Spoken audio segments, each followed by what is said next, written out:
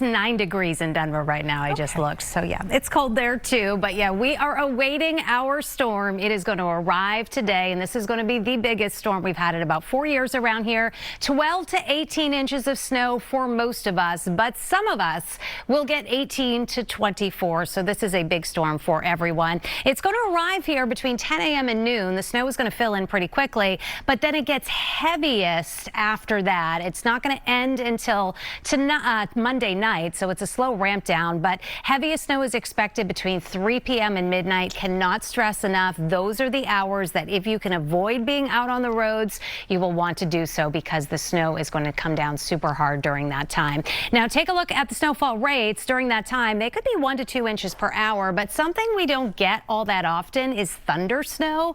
And I think we have a good chance of seeing it when we're getting those incredible snowfall rates. So just please stay off the roads during that time. It is really going to be tough around here. You can see the winter storm warning in pink covering all of New England. These extend all the way back still into Texas. So this storm is massive as expected. You can see all the states right now dealing with the heavier snow and the leading edge just around New York City right now. So this is going to be closing in on us from the southwest as the morning wears on. Temperatures are running in the single digits right now. So the cold is in place, and look where we land today. Now this is important. You can see it's only going to be in the teens for highs north and west of 495, but you go farther east and it's in the 20s. That is setting up what we call the coastal front, separating the marine influenced air from the much colder air in the teens.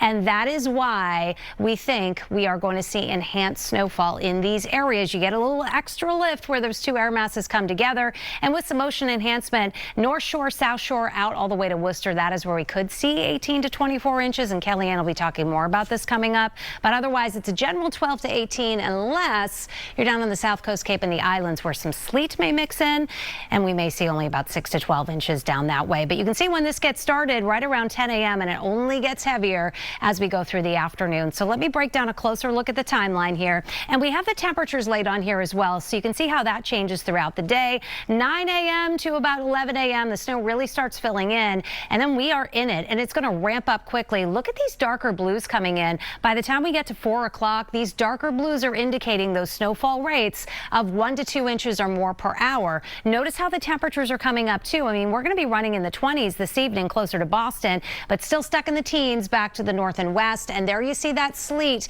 getting a little bit farther north through about 11 p.m. and midnight. And that is where we will be kind of changing over and mixing down this way, holding down your totals. But otherwise, right through about midnight, it is snowing hard.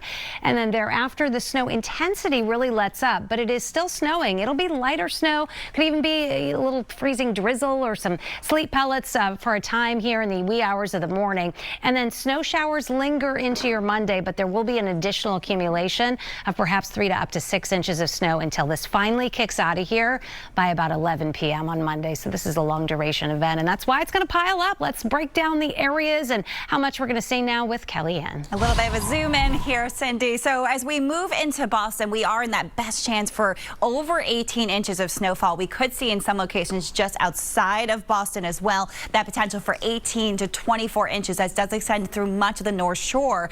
Let's take you a little bit farther west.